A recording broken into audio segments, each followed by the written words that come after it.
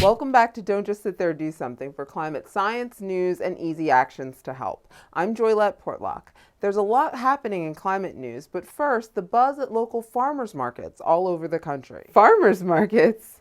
I guess it's a slow week for news. We're only halfway through 2016, and this year is already basically guaranteed to be the third consecutive hottest year ever. The way food is grown has a huge impact on the environment and climate. We've mentioned this before, but there's a lot more to talk about. The climate is changing, as we see in record heat waves across the country. Small-scale farms, the kind that sell at farmers markets, produce healthy, high-quality food, often using more environmentally friendly practices than most large-scale factory farms. Farmers markets are becoming more popular, but almost all the food grown in the US comes from large-scale farming operations. But okay, lots of stuff is mass-produced. What's the big deal? For one thing, these farms use thousands of acres to grow a single crop, like corn or soybeans, putting them at higher risk for pests and diseases.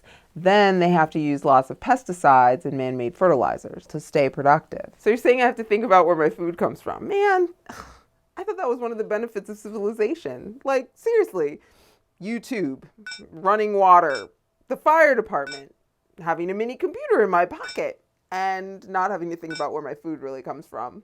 That's like the top 5. Obviously, eating a variety of vegetables is good for your health. Okay, I see what you're saying, but I don't know what half of these vegetables even are. And it's important for farms to grow a variety of crops to maintain healthy soil for the plants without using so much fertilizer. You want to hear a dirty joke? Soil. Extra fertilizer that's too much to be soaked up by the ground risks polluting neighboring fields and water supplies. Pollution of a water supply with extra nutrients can cause algae to grow out of control, which in turn can kill fish and other animals. But is it actually possible to feed everybody if we don't use fertilizers and stuff? Climate protecting practices like crop rotation and better fertilizer and manure management are worth supporting. These are things that could be much more widespread than they are, even at bigger farms. Many restaurants and companies have begun to provide organic food to keep up with the new customer demand. Now, what does organic even mean? Well, for one thing, organic food is certified by the government to be produced without synthetic fertilizers or pesticides. But it's so expensive at the store and looks exactly the same. Spending the few extra dollars on food that's grown responsibly may come with benefits to your health and is definitely better for the climate.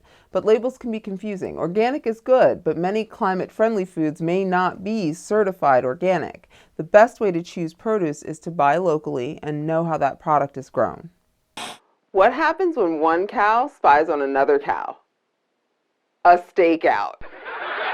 When buying meats, look for free-range and grass-fed. Of course, as we've talked about before, beef in particular has a bigger climate impact than other kinds of meat. In other countries, beef is an even bigger deal. Peru is currently trying to figure out what to do about cattle ranchers who are cutting down climate-saving rainforests to create grazing pasture. And a plant-centered diet is much more climate-friendly. I guess I could try some of these veggies if they have less chemicals and are better for the environment. Does anybody have a recipe for borscht? What happened to the lost cattle? Nobody's heard. Okay, this salad with roasted beets actually sounds kind of awesome. See? Computer in my pocket.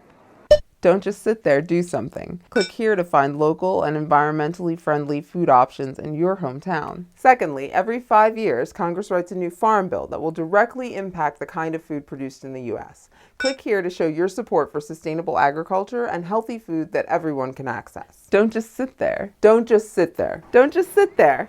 Do something. And that wraps up this episode of Don't Just Sit There, Do Something. You can follow us online in any of these convenient ways. Watch again and tell your friends. Borscht is just like cold beet soup. Oh, that's rough.